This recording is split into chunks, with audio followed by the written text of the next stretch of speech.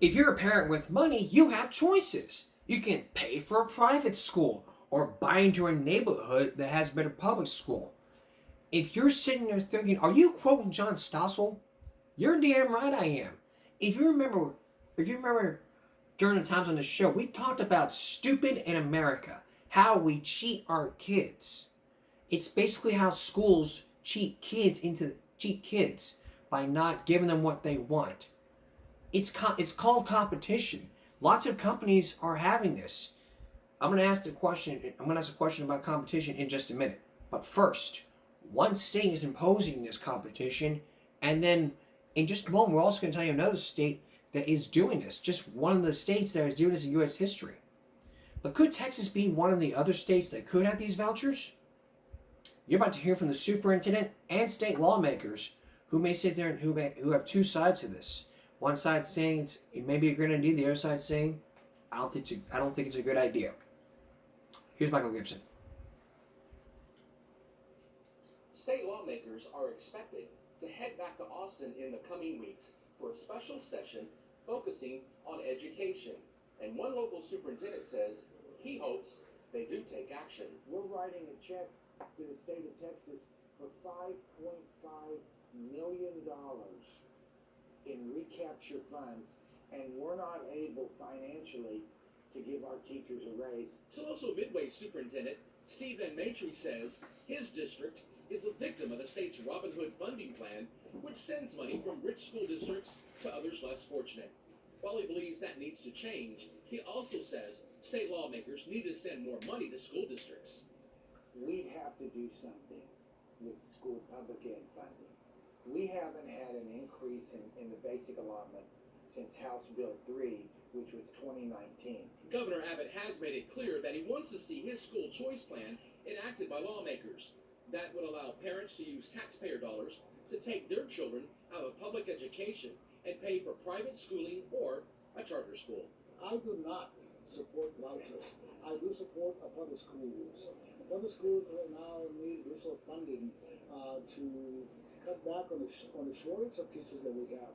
Too many teachers are leaving with a lack of pay, lack of support.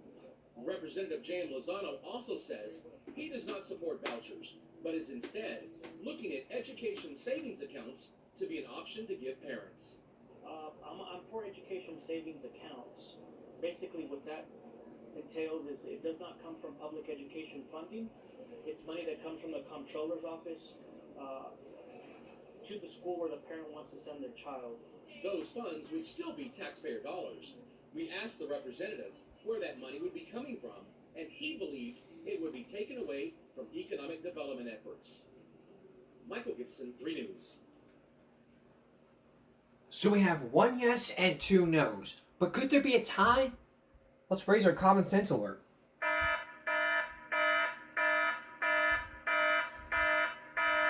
Where do I stand on this? I support vouchers. I support giving people choices. That's what competition does. It makes us choose what we want. I mean, think about this. Think about this for a second.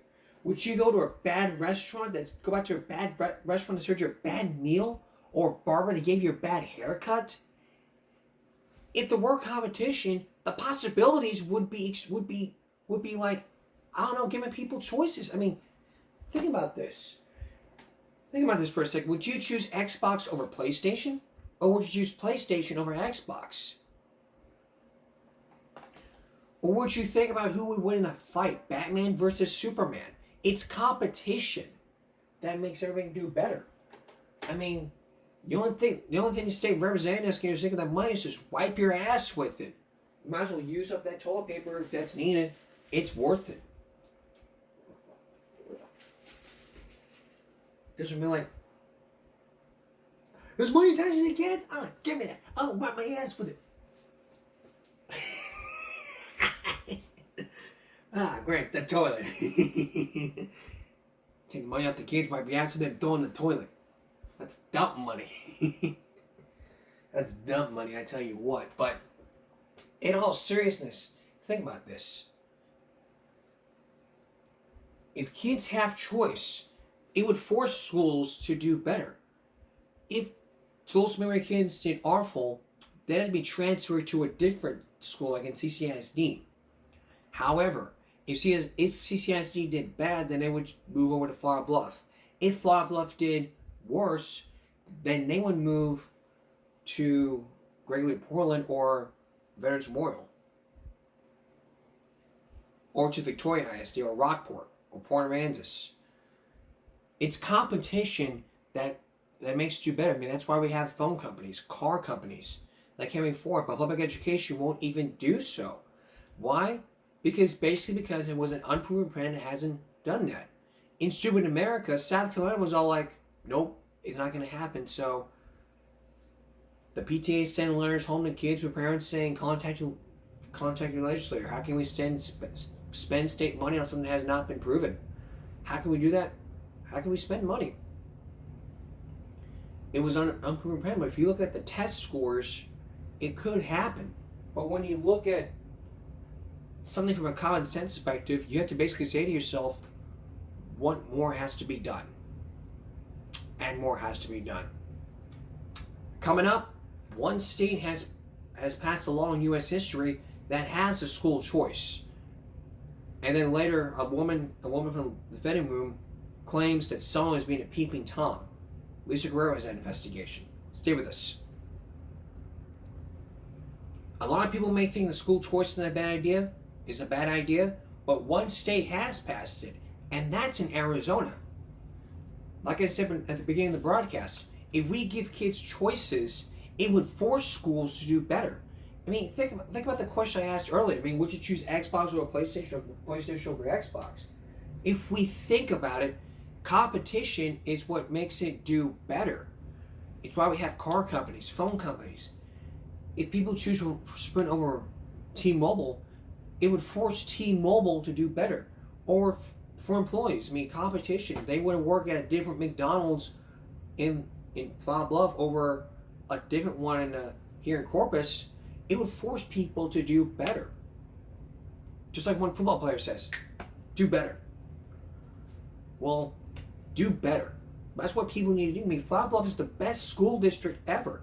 They don't need to throw them under the bus because they're doing great by spending our tax dollars and by doing whatever needs to get done, by getting it together and doing better. But Texas won't even do school vouchers because it's like a head-on-head battle. It's like wars. It's like the Lord of the Rings wars between the Return of the King and the Orcs battling head-on. But this is not a war. This is basically all about the he said, she said, like Jerry Springer or Steve Wilkos. But one state is doing something like this. One state has passed that school voucher law in the history of the U.S. Here's John Stossel.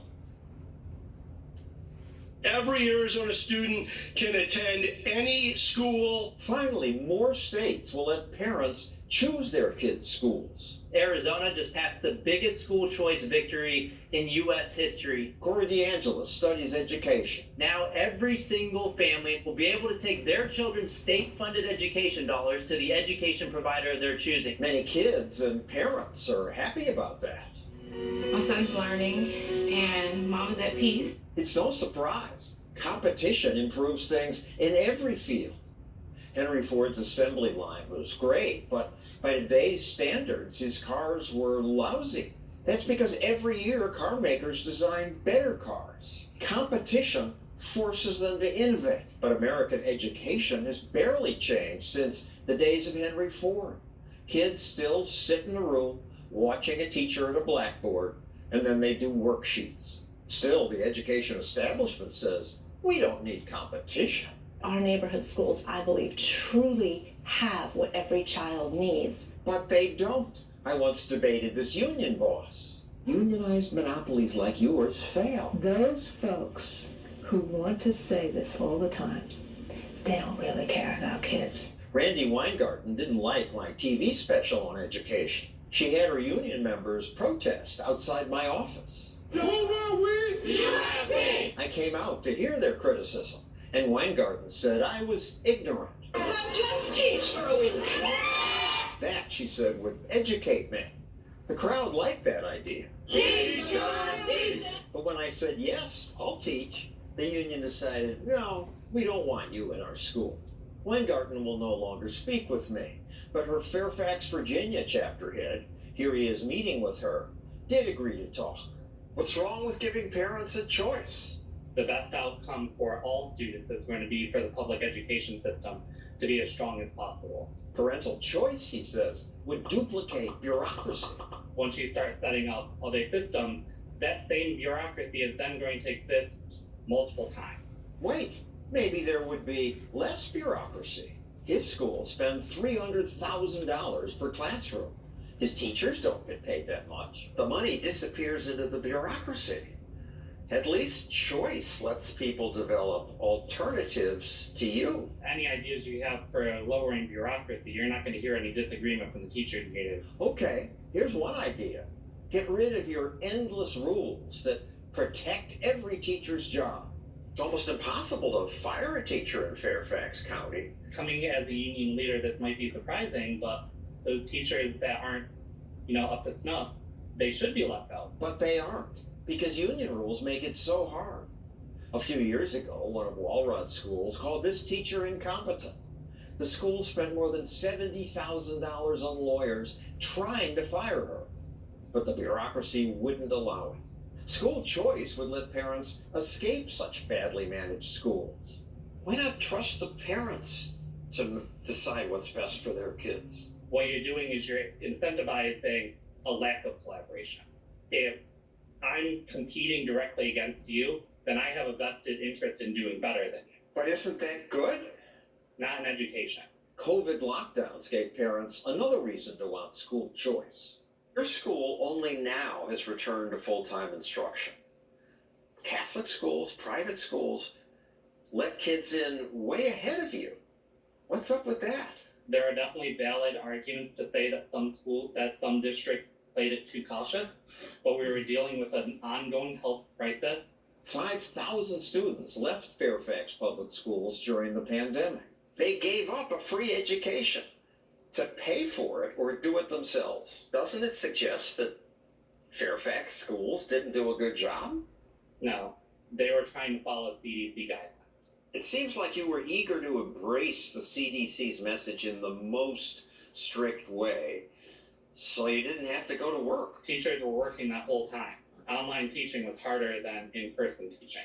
One other reason why some parents left government-run schools: indoctrination. White Americans have more because of racism. Your schools paid $20,000 for a 1-hour Zoom presentation from Ibrahim Kendi. Is that a good use of taxpayer money? The people that watched that presentation, how much would it have cost to send them to a convention that he was speaking at? Well, much more, I assume, but you can, if you want to hear him, you can hear him free on YouTube. If they watched YouTube clips of him, it wouldn't have been about Fairfax. Maybe Fairfax parents want Kendi paid hundreds of dollars a minute to give a Zoom speech to their school administration, but I doubt that all do. That's why choice is good. If you want your kid to wear masks or to study critical race theory, you can pick a school that does that. Yeah, absolutely. Allow families to take their children to institutions that best align with their values. That's the only way forward, with freedom as opposed to force. And what about the most important thing? Learning. Public schools have consistently outperformed charter schools. How so? Where's the evidence for that? You can look in educational policy journals and you're going to see some of that stuff. Yes, a few studies found school choice didn't boost test scores. Nationally, the results on vouchers are mixed. Why aren't they testing better? That was the promise. They're not government-run schools that are teaching to the test. PBS and NPR eagerly reported. Recent studies have shown voucher students actually losing ground. Let's stop cherry-picking with the evidence. The preponderance of the evidence is positive. Most studies find test score gains for kids who took vouchers. And there was a surprise extra benefit. Some government schools improved. Public schools actually upped their game in response to competition. In D.C., after school choice was allowed, everyone tried harder, and both charter and government schools improved. School choice doesn't destroy public schools, it actually makes them better.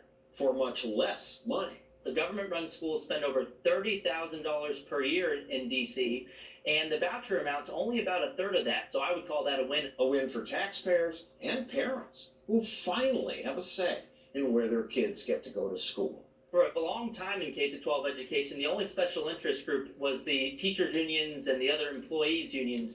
But now there's a new special interest group in town, parents, and they aren't going away anytime soon. Yes! Yes! That's common sense! When we come back, stay with us. Thank God we have some common sense.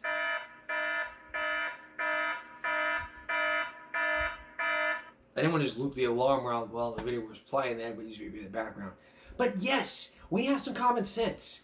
If kids have choice, it would force schools to do better. But schools are like, nah, we're okay to where we're at. But if you give kids choice, you won't have to spend a bunch of money to fire an incompetent teacher. It's the dance of the lemons. Think about it. Squeeze, squeeze, squeeze, squeeze, squeeze, squeeze, squeeze, squeeze, squeeze, squeeze, squeeze, squeeze, squeeze, squeeze, squeeze, squeeze, squeeze. That means you're squeezing out money. That's the dance of the lemons. You just... Or even better, you're doing the emo Peter dance as a way of squeezing lemons. Forget about it. Got it out. But seriously though, if schools give kids choice, that would force schools to do better, and parents would be happy for what their kids are doing. I mean, the pandemic was the reason for that. That was the reason. And Randy Weingart won't talk to John. Well, she needs to re-talk to him again. I mean, think about this. If you talk crap about the teachers' unions, if you talk crap about teachers, it gets down to the union. There's gonna be like, what'd you say about me? What'd you say about me? I'm lazy. Let's go march down to his doorstep and protest whatever. It's like this. It's like another thing. It's like you're talking crap about Mexicans how they're lazy and all. No offense. But if that did happen, you know what would happen? It would have been like, I gotta hold myself. I don't even want to say about us. That what lazy we're doing. This is no. Mira, cabrón. Hasta el culo. Take that crap to Taco Bell. Because there's, there's your chalupa about that.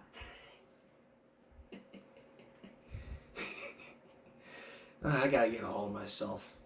But if you talk crap about the teachers' unions, they will march down to your doorstep and say, just teach for a week. I mean, seriously, if the teachers' union wants me to teach for a week, sure, I'll teach. Pick any school in this district, and I will teach. No cameras, I will teach. I won't jaywalk. I will teach. I will find out how hard it is in the state of Texas to teach.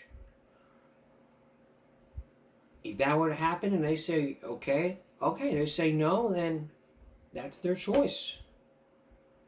But if you give kids choice, you make schools do better. Public education does not have competition. Here's one more from John Stossel.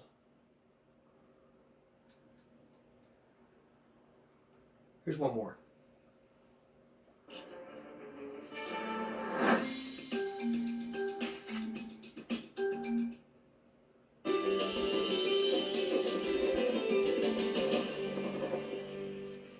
Look who sent their kids to private school. Nancy Pelosi, Hillary Clinton, Al Gore. The people who are making the rules already have choice. You know, the politicians, and I used to be a politician, the politicians have choice. Yet all these politicians who sent their kids to private school oppose school choice for regular people. Thank you for taking my question, President Obama. I wanted to know whether or not you think that Malia and Sasha would get the same high-quality, rigorous education in a D.C. public school. If I wanted to find a great public school for Malia and Sasha to be in, we could probably maneuver to do it. But apparently, he didn't want to. The president now sends Sasha and Malia to Sidwell Friends. It's the same school the vice president's grandkids attend. Tuition, $32,000 a year. And the union leaders? You went to private school. That's correct. I graduated at Catholic high school. Joe Del Grasso is head of Newark's teachers union. He's a tough negotiator. At this school board meeting, when the chairman said he'd used up his speaking time, Del Grasso marched up to the front to demand more, saying, "My union contract mandates 7 more minutes than I got." The rigidity of this stupid union contract is why the kids suffer. Your union is the problem. I think you know better than that. Del Grasso opposes letting kids escape his rules by, say, allowing them to attend charter schools in existing school buildings. Over my dead body, they're going to come there. Now, I'm going to be there and physically try and stop them. There's certain things that don't mix. Oil and water, you can't emulsify it. There's no room? There aren't these half-empty schools? There's not half-empty schools. Del Grasso says charters favor rich kids. But Newark Public Schools spend almost $400,000 per classroom. The charters get less. Not that much less. But they get less. It's hardly the rich versus the poor. I'm happy for them. We don't want Then them. let them into your schools. Don't want them in our schools. Why should they? You're not happy for them then. Well, listen, does Fox and CNN, are they in the same building? I don't think so.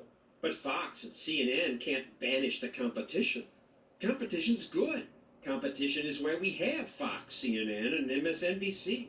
When you have a choice of what channel you're going to watch or what school you attend, competition makes things better. Del Grasso understands that about his own education. My mother paid for me to go to it, and it kind of made me feel that I had better do pretty good in that school, or else.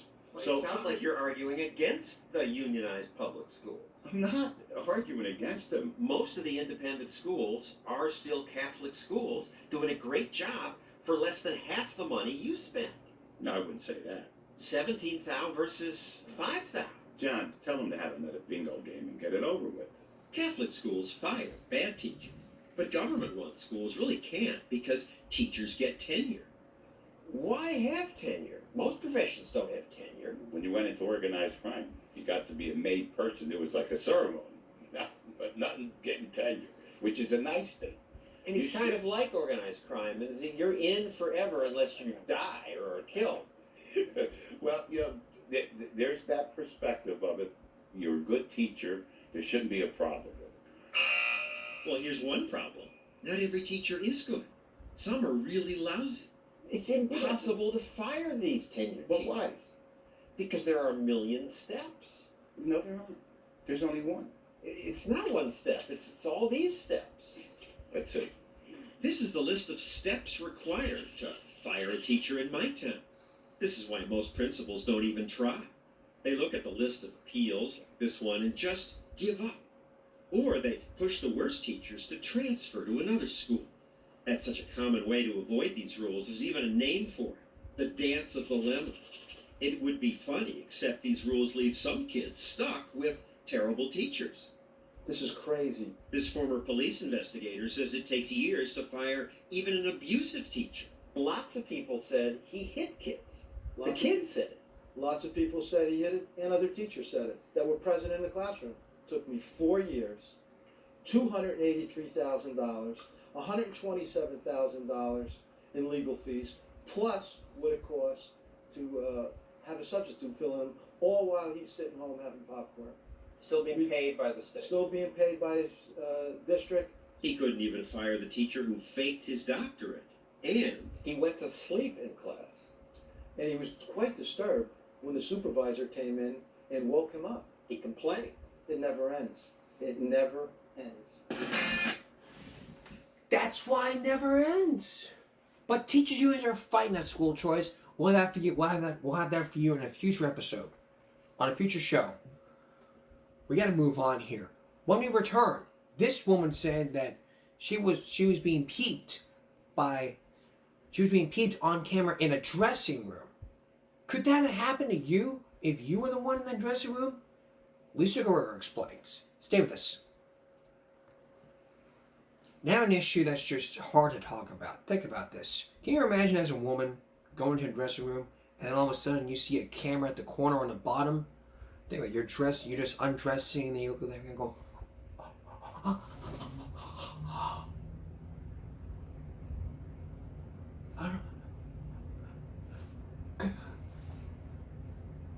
exactly what happened. You're about to meet some women who say it's happened to them.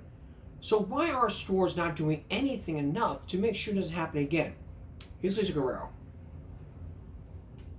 These young women have an important warning for anyone trying on clothes in a dressing room. It doesn't matter who you are. It doesn't matter how old you are.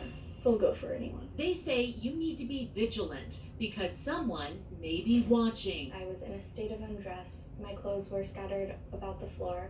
I look down and I see a phone propped up on a pair of jeans. Emily Lang says she was trying on Halloween costumes at a Forever 21 store when she got the fright of her life. She snapped this photo of the peeper's cell phone before he ran off. I think I was a little bit in shock. You don't think about dressing room being, a dangerous place until you hear this story, because cell phones are everywhere. The same thing happened to then 15-year-old Annabelle Davis when she was trying on swimsuits at a Target in Kansas. I'm starting to undress. I'm starting to put a new swimsuit on, and as I'm looking through the mirror, I notice a phone propped above the doorway like this, and obviously the camera was on me. I could tell it wasn't just like an accident. You could tell it was intentional, because who puts their phone above a doorway like that? Since there is no sexual contact or violence in peeping Tom cases, some may dismiss the voyeurism as a relatively harmless or victimless crime, but experts we've spoken to say that is simply not true. These types of crimes can have long-lasting consequences. When survivors know what has happened to them, they can experience trauma, anxiety, and avoidance behaviors, as well as fear. It's a sexually motivated crime, and it should be treated as such. And get this, the same creep is responsible for both incidents. Anthony DeLapp served 3 years in prison, but apparently he hasn't learned his lesson, because cops say he did it again. He was just arrested. You're pervert! Filming a child! You filmed my child in the dressing room! You're left down, shoot your... Kimberly Blevins says her 20-year-old daughter saw DeLapp recording her as she tried on bras in a Walmart dressing room. I was instantly white-hot angry that somebody would do that to her, that somebody would violate her privacy like that. She's really traumatized and feels really confused because she wasn't physically touched by this man, but he violated her privacy and her sense of safety in a way that she's not going to recover from for a long time. This is not a victimless crime. Our investigation found other cases across the country of creeps busted for spying on women in changing rooms. Peepers like this guy, Corey McKinley. We're investigating a sex offense right now. He was arrested after spying on women while changing in dressing rooms at this Nordstrom Rack in Ohio. The report was that someone mentioned your description was filming with a camera in the dressing room, underneath the dressing room. This is one of the unisex dressing rooms in the Nordstrom Rack where the peeping took place. Can you imagine dressing here, looking down, and seeing a cell phone recording your every move? Police say these photos show Corey McKinley caught in the act. After the voyeurism incident here, cops seized Corey McKinley's phone, and digital forensic investigators say they were able to recover hundreds of photographs of women in various states of undress. Mr. McKinley, I'm Lisa Guerrero with Inside Edition. Why did you spy on women? He was with his wife when we tried to talk to him. Why did you secretly tape women who were getting dressed in a dressing room? Are you a dressing room peeping Tom, sir? Why would you do that? What would you do if somebody did that to your wife?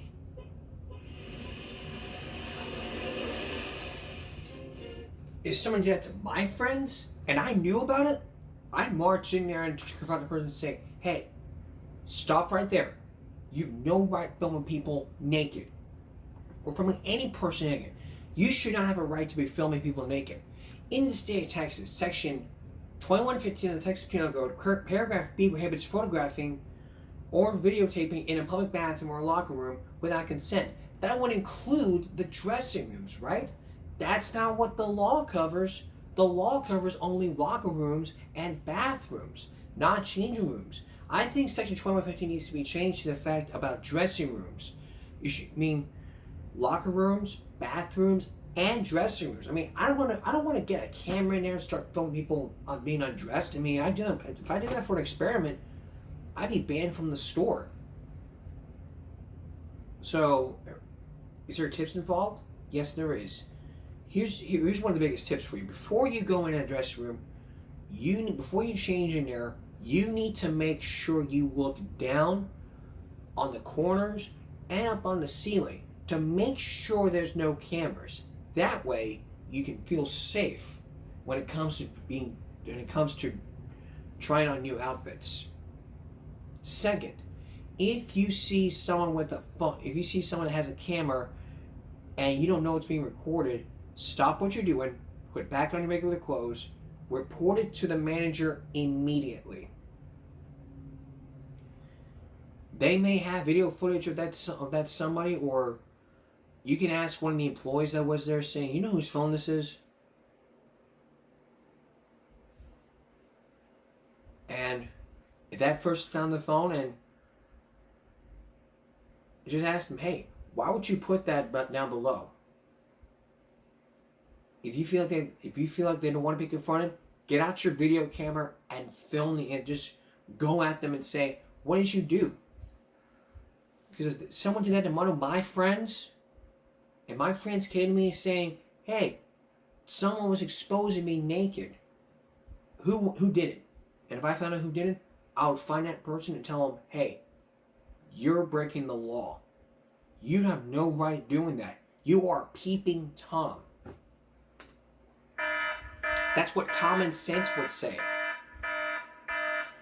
You have no right filming minors or any person in that dressing room filming girls being undressed. That is sexually explicit, and you could seriously go to jail for it in the state of Texas or any state you live in. That's peeping Tom. That is definitely a peeping Tom right there.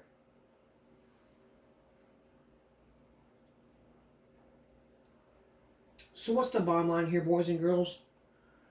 If you're being exposed, if this ever happens again, contact the police, contact your attorney, make sure this guy gets what he deserves.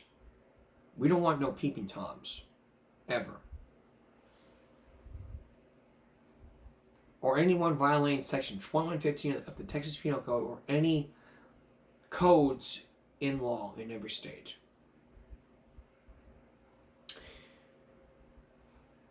There's been instances of bus drivers, of passengers with a gun, pointing a gun at the bus drivers. Coming up, why are bus drivers asking for bulletproof glasses? Stay with us. If you're thinking about riding public transportation, don't do it until you see this investigation that was done by Inside Edition. Imagine this. You're just sitting on a bus and you realize that someone is pointing a gun at a bus driver. Now imagine you overhear a conversation that bus drivers are saying, why don't they have bulletproof glasses? So then you come up with a genius idea to create a bulletproof glass. You send it to the bus driver and then they would thank you for it. But no bus driver should have any bulletproof glasses according to what the public transportation would say. So why are bus drivers pushing for bulletproof glasses to keep everyone and to keep bus drivers and passengers safe? Here again is Lisa Guerrero.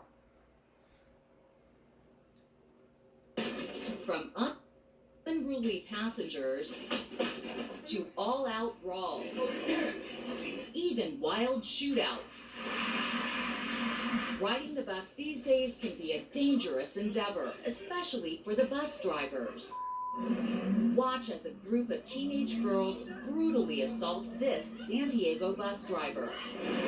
Here in Charlotte, bus drivers are saying the violence needs to stop. I fight for my city. I need my city to start fighting for me. As soon as I walk out that door, it's just like, I don't know if I'm coming home. Charlotte bus driver David Fullard says he was so concerned about the violence, he started carrying a gun on the job. Sure enough, take a look at this scene straight out of the Wild West, which Fullard says started when this passenger pulled a gun after he refused to let him off between stops. Surveillance video shows the passenger, Omari Tobias, draw his gun first. Then all hell breaks loose. Tobias was charged with an assault with a deadly weapon. Well, this is the gunshot wound. Fullard was shot in the arm, but he was terminated for carrying a gun on the job. If there was a police presence on the bus that day, that commuter would have not gotten all the way down the aisle with his firearm. If there was a police presence on the bus that day, David Fullard would still have a job. Now speaking out for the first time only to Inside Edition, Fullard and his attorney Ken Harris are demanding safer conditions. The unfortunate issue is that it has become a part of their work experience, is that they're now having to factor in the possibility that they may face a violent circumstance in the workplace. And that's a tough hurdle to climb if you're facing it every day. Now drivers across the country are pushing for plastic partitions to help protect them from the violence. But the grieving mother of one bus driver who was shot and killed says that's not enough. She wants the partitions to be bulletproof. Last February, Charlotte bus driver Ethan Rivera was on his normal route when he was shot in the head by this angry driver in a fit of road rage. When I saw him, I already knew that he was gone. Now his mother, Sylvia Rivera, is fighting for bulletproof glass to be installed in all city buses. You're holding a picture of your son right now. Could bulletproof glass have saved your son's life? Yes, definitely. Definitely. Today, Fullard says unless something changes, more drivers could end up just like him or worse. Something that's got to be done about it. That's not just in Charlotte. This is all over. The Charlotte Transit Authority says it is committed to everyone's safety, but will continue to use plexiglass partitions, pointing out that no buses in the country use bulletproof glass. In New York, the agency is trying out stronger partitions to help protect drivers.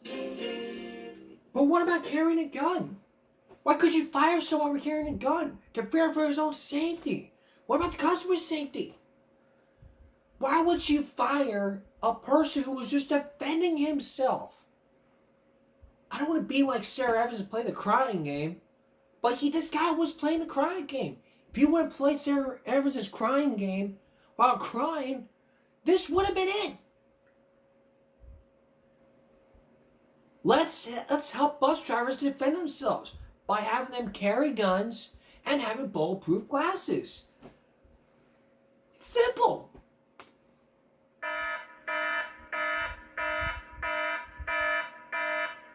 It's common sense. It's just something like this that gets underneath my skin. I mean, what if the RTA did that? If the RTA allowed one bus driver to carry a gun, then all the other bus drivers will want to carry their own guns, and that could be a personal safety issue for every single passenger. Think about this. One person carries a gun, starts to do a shootout like that person ain't even there. Boom, boom, boom, boom, boom, boom, boom. Not realizing the bullet may hit the passenger, and then everyone will not want to bring their guns. If I was driving a bus and I asked them, could I be able to carry a gun? And they would tell you, no. Why not? Because of safety concerns. But that one bus driver who did carry a gun, he should not have been fired. He should be a hero. He should be a hero. For crying out loud, this guy. He did the right thing by defending himself.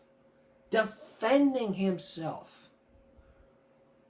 Imagine if other workplaces had a policy where, think about this. In Rifle, Colorado, there was one restaurant which allows people to carry guns. We'll do that for you. We'll do that for you next week. We'll have the story for you next week. But think about this. Can you just imagine a workplace allowing you to carry weapons? I would never imagine that. But if think about it. I would not carry a taser with me to defend myself. It's like everywhere I go. If I want to go somewhere, I have to have the ability to protect myself. Not on school property. You bring a weapon with you on school property and they find you've been using it, you're gonna get yourself in a lot of trouble. It's like, okay, why are the school district police officers carrying weapons and I can't carry a weapon to defend myself? I'm not a student. It's like this. We allow one person to do this, we gotta allow other people to do it, and that'd be a big time safety issue. But there is safety being involved in all this.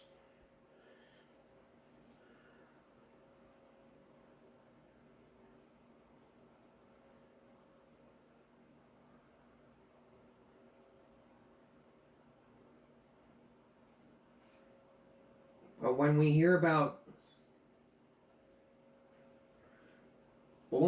all safety, it's not like doing the next right thing here. The next right thing you would do is apologize and say, I'm sorry. He needs to get his job back, is what he needs to be doing. You can't fire someone for defending themselves being a hero. I mean, what is this? Is this some kind of... workplace violence always happens everywhere. Whether you work at a barbershop, a fast food restaurant, a regular restaurant, a grocery store, a superstore, a factory, a plant, wherever you work, there's always workplace violence. Workplace violence always happens. It happens to where people get mad. And in the latest videos we've all seen videos on YouTube about people acting out violently in workplaces. It's basically employees, but customers and customers. Between all this, and one of our viral breaks we did was about one person who was being rude to a customer. She was the manager at Starbucks. She told Lashana the story, saying that she was angry with all of this, but the video only tells one side of the story. I remember the whole video. We're not going to play it for you, but I do remember it word for word. So what you have here is a case of employee versus customer. We're always taught to treat customers with respect and show them and service with a smile. I mean, these are people who have to say, have a nice day. I mean, the customers are like actors and actresses. So, it's like, this is what it's like here. What you have here is somebody here. I mean, to everyone hearing about this issue, it's just basically like, there needs to be tougher laws here. And there is. There needs to be a law that would allow bus driver employees to carry guns. Not required. Optionary. Like arming teachers. Think about this. Some states are trying out arming teachers. A federal program that would not require, allow teachers to bring guns. But in order to do that, you have to be trained on how to use it, and what to do and what not to do. That's when it happens. There needs to be the same thing for other bus drivers in order to be safe. They should be allowed to carry a handgun or a taser if that were to happen. But what if that person wants to get sued? Then the RTA would say, we're going to get rid of our policy. That's what the RTA would say. But when you have people that just don't want to defend themselves, like that video we saw of a bus driver being shot in the head. He didn't defend himself because he wasn't allowed to carry a gun. But people are pushing for bulletproof glasses. And if you look on the internet for bulletproof glasses,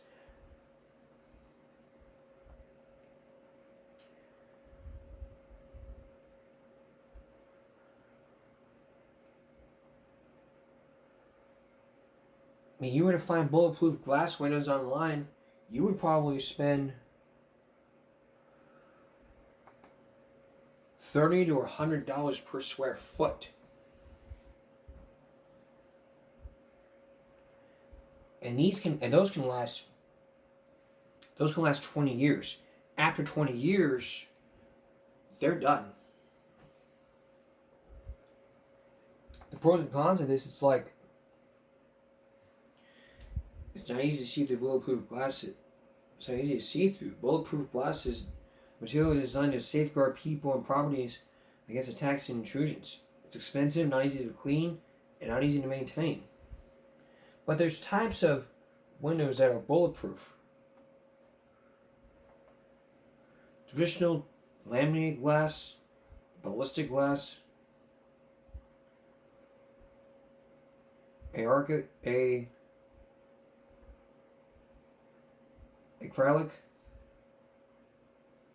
polycarbonate, and glass acid polycarbonate. The material it's being made out of is polycarbonate, acrylic, and glass clad. That's what they're made of. The strongest type you can find here is the glass clad polycarbonate. That's the one you can use. And if you were to find that for your window, you could probably spend a good amount of money to keep your house safe. But that's what bus drivers need. The strongest bulletproof glass is a glass-clad polycarbonate. That's the strongest one ever. And that's what bus drivers need to use instead of having just regular windows. But with that being said, bus drivers need to be carrying weapons with them in case to defend themselves. I mean, if a bus driver assaults a passenger, then the bus driver will be charged for assault and battery. But here in Texas, it's a criminal charge to assault a bus driver.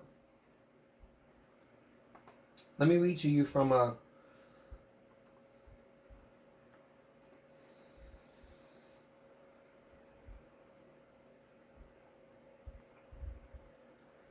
Let me read to you from the law. I would show it on here, but again, like I told you yesterday, I don't have a Roku TV. But if I plan on getting one, we're gonna go back to this.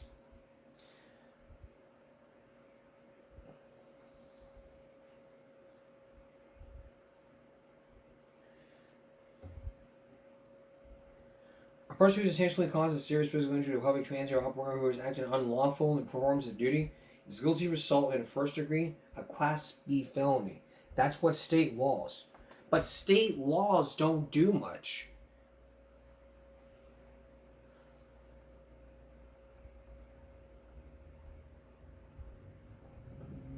But let's go to Texas.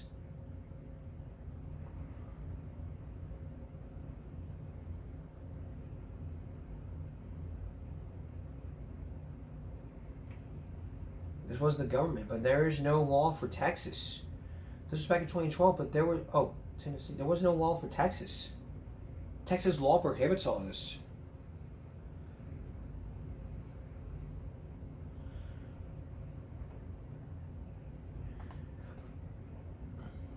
But if you go to statutes.capitol.texas.gov, you would find assault bus driver.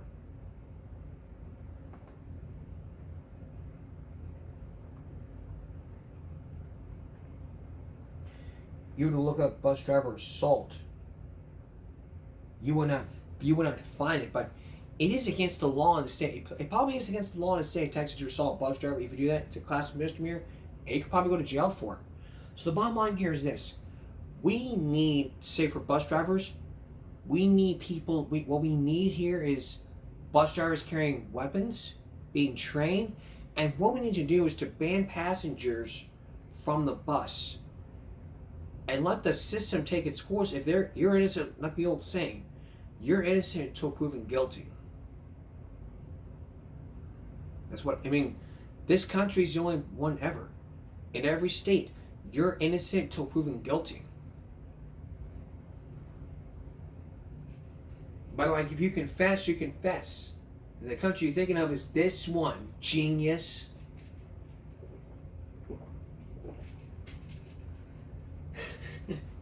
Going 2.5, man. I love that show. But what's the moral to this here? Bus drivers need to protect themselves by carrying guns and weaponry to defend themselves. And there needs to be stricter and tougher laws on assault on bus drivers. Tough laws and bulletproof glasses, so that way this doesn't happen again. Now the person who did this, he put himself in this position. He should have been fired. I mean, He put himself in a position to carry a gun and get fired. I don't want to be tough on him. I'm being tough on the people who fired him. Y'all put yourself in this position to fire him. Because he chose to bring a gun. You shouldn't be hard on him. You chose this. You put yourself in that position. So don't get tough on him. You can be tough on me, but don't be tough on him.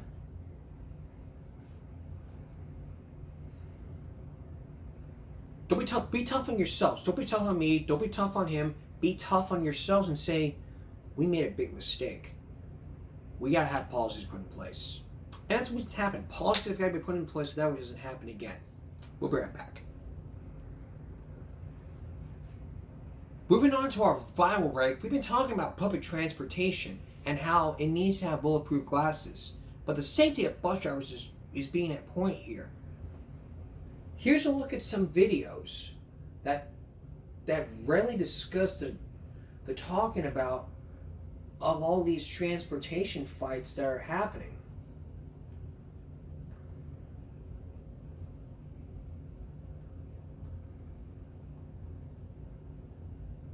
Here's one from Arizona, which was 5 years ago.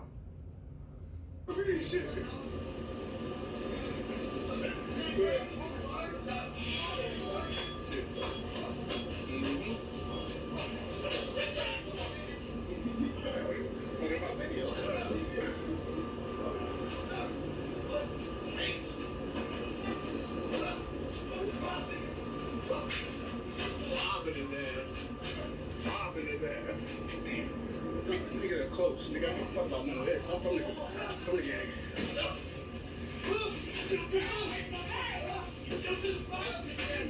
Mopping his ass.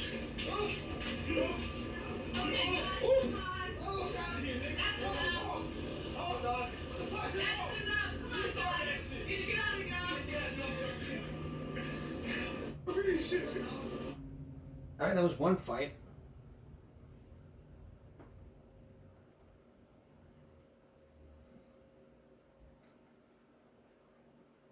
Here's another 3 years ago.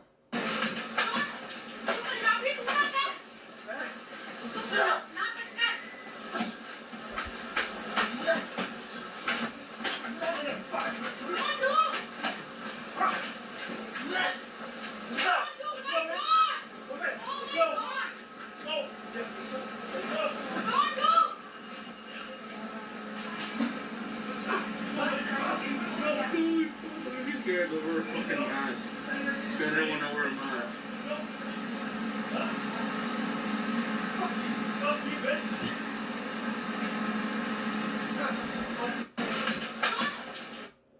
I'm surprised this fight was all about not wearing a mask. And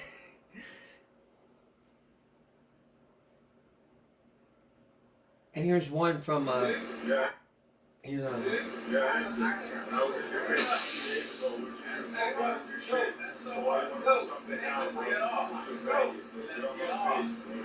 If you touch me, I'll show you. Hey, touch you back, bro. Not touch you back, bro. What are you gonna call each other, bro? Hey, bro. Give it a flag.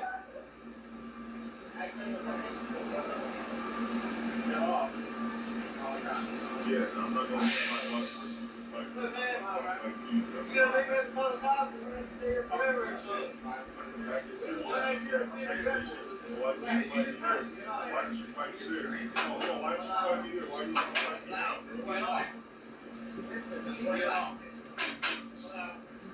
What's up, man? Hey. Wait. Hey. Bus driver, you're in charge. Where you get off? I'll get off with you. Where you get off? I just follow you.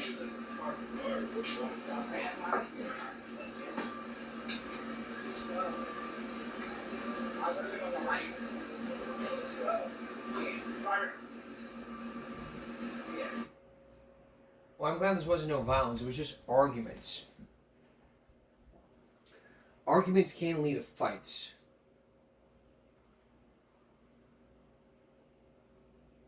Here's one more, and then we're going to wrap it up. This happened on a CTA bus.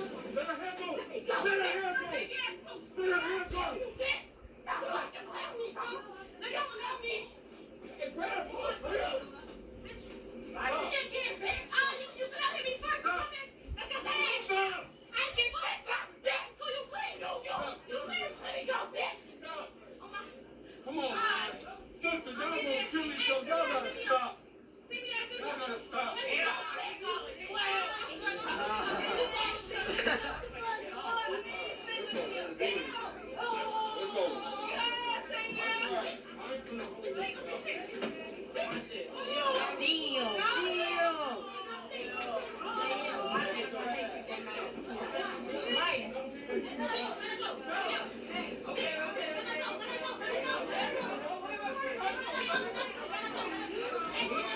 dog, get right there.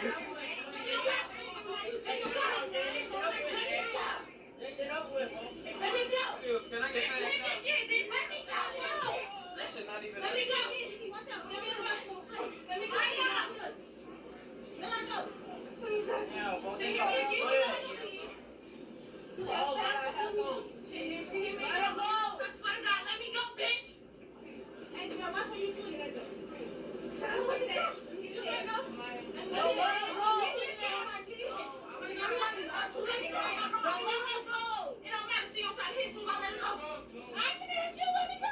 Y'all both gonna go to jail, y'all know that. Y'all both gonna go to jail. Here come the police, y'all gonna go to jail. Let me out. Let me go.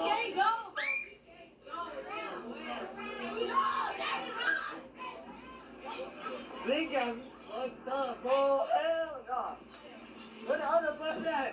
They got me fucked up. Police. They got me fucked up. Nigga said the police. No. Hey, wait. Nigga said the police coming. I'm asleep. I'm asleep. I'm putting this shit on TikTok. Fuck me. I'm putting this on YouTube. Stop right there. There should have been something handled about this. One guy broke up the fight, and as he's like, Burns has a fucking.